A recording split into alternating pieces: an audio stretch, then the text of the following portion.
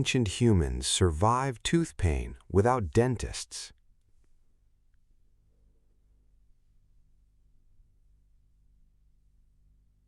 Not in a bedroom, not under a blanket, not with a phone beside you. You were lying near a fire somewhere tens of thousands of years ago, and one side of your face is pulsing. At first, you think it will pass.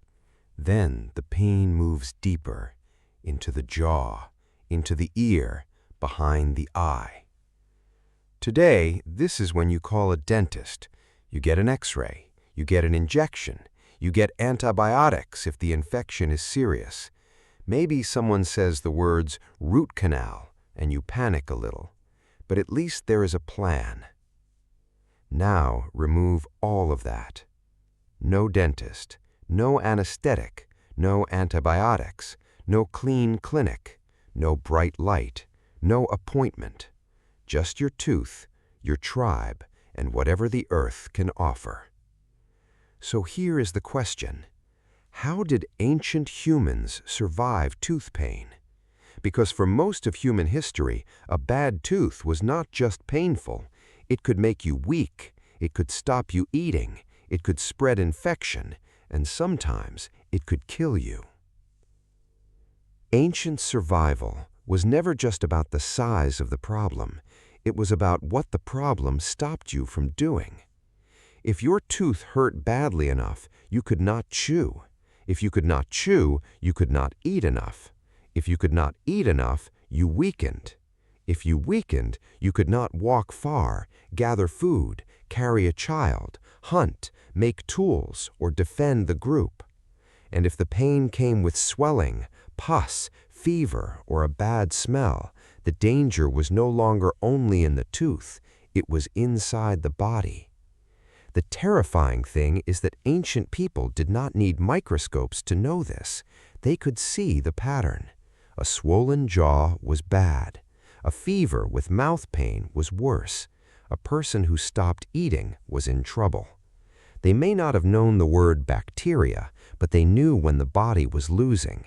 And in a small group, one person's weakness was never only one person's problem. A sick hunter changed the hunt. A sick mother changed the care of children. A sick elder changed the memory of the group. So a toothache was not just a private inconvenience, it was a survival problem. Here is the first twist. Ancient humans were not always walking around with terrible rotten teeth all the time. In fact, researchers who study ancient teeth have found something surprising. Many hunter-gatherer groups often had lower levels of tooth decay than later farming populations. Their teeth could be badly worn down, but not always full of cavities. Why? Because for much of human history, people were not eating soft, sticky, processed sugar every day. There were no sweets in wrappers, no fizzy drinks, no white bread at midnight, no biscuits hiding in the cupboard pretending not to be there. But that does not mean their mouths were safe. They had a different kind of dental problem. Their food was tough. Their plants were fibrous. Their meat could be dried or hard. Their grains and seeds, when used, could carry grit from stone grinding. Their teeth were sometimes used like tools to grip, strip, soften, pull, and hold materials. So instead of neat modern cavities from sugar-heavy diets, many ancient mouths carried the damage of hard living, worn enamel, cracked teeth, exposed dentin, pain from years of chewing a world that did not come pre-softened. Your teeth today mostly chew food. Ancient teeth helped chew life itself. Ancient humans did not know dentistry the way we know it. They did not have charts of molars and nerves. They did not understand infection in the modern medical sense. But they were not stupid. That's one mistake modern people make again and again.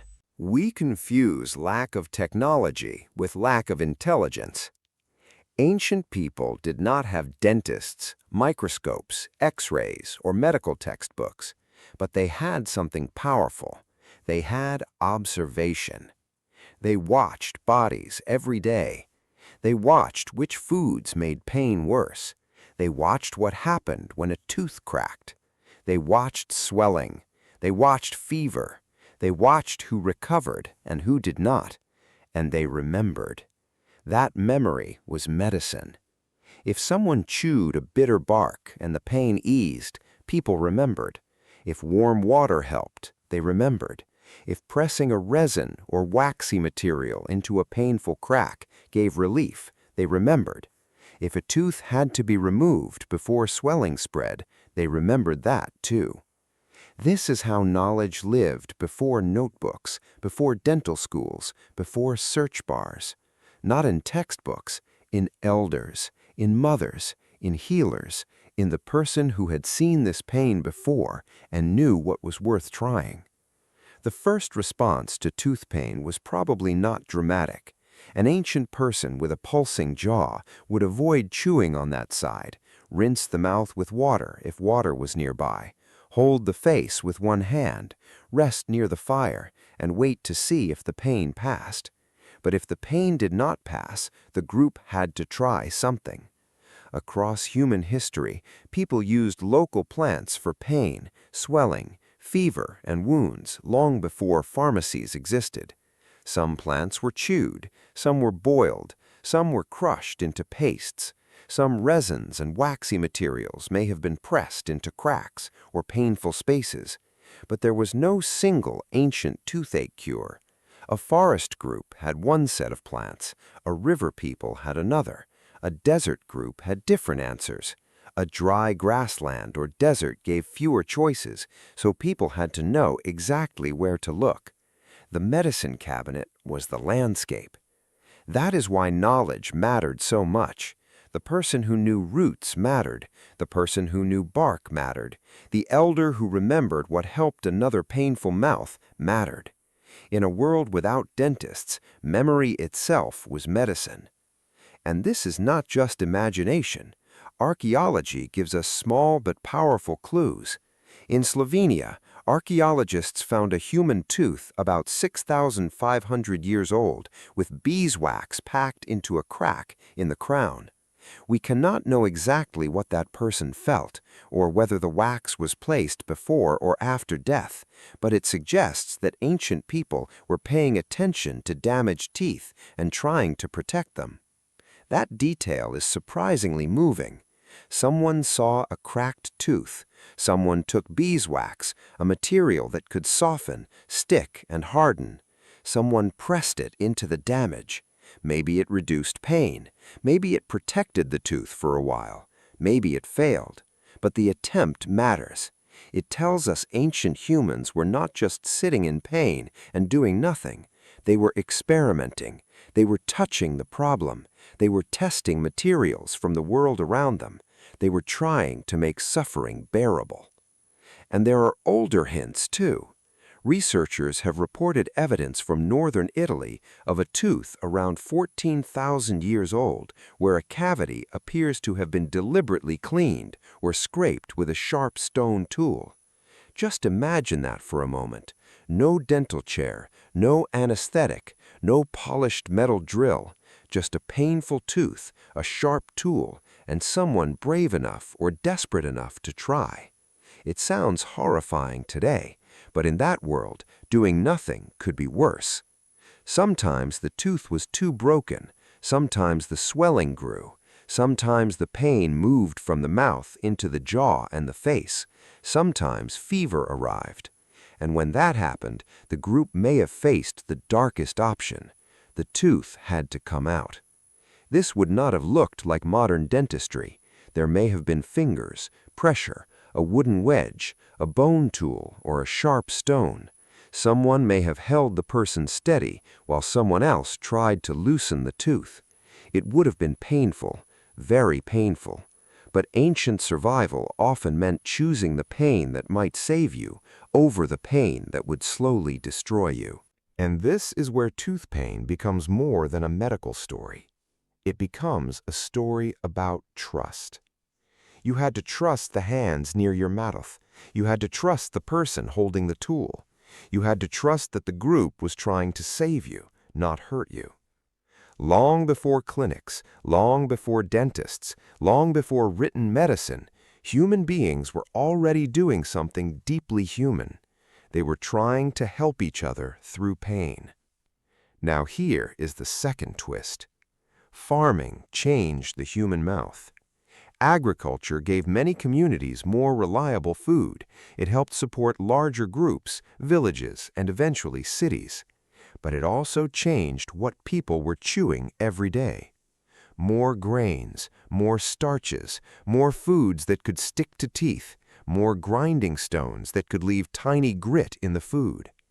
Researchers who study ancient teeth have often found that dental disease increased in many farming populations compared with earlier hunter-gatherer groups. But the story is not simple everywhere. Some hunter-gatherers also ate starchy wild plants and developed tooth decay. So the real lesson is not that hunter-gatherers had perfect teeth or that farmers had terrible teeth. The real lesson is this: teeth record diet. They remember what people ate. They remember grinding stones. They remember grit, starch, sugar, wear, and survival. A tooth is not just a tooth. It is a tiny archive of human life. Today, tooth pain still scares us, even with dentists, even with x-rays, even with anesthetic, even with antibiotics. When that deep jaw pain begins, something ancient wakes up in the body. Your brain knows this pain is not ordinary. It can stop you eating. It can stop you sleeping. It can mean infection. It can make a strong person feel helpless. Modern dentistry has changed the ending, but it has not erased the alarm. That is why tooth pain feels urgent. For most of human history, it was. So how did ancient humans survive tooth pain without dentists? They endured, they rinsed, they rested, they chewed bark, they used plants, wax, resin, water, heat, pressure, and tools. Sometimes they removed the tooth, sometimes they failed. But often they survived because someone knew what to try and someone cared enough to try it. That is the part we should not miss. Ancient humans were not primitive versions of us. They were people with pain in their jaws, fear in their bodies, and no guarantee that help would come.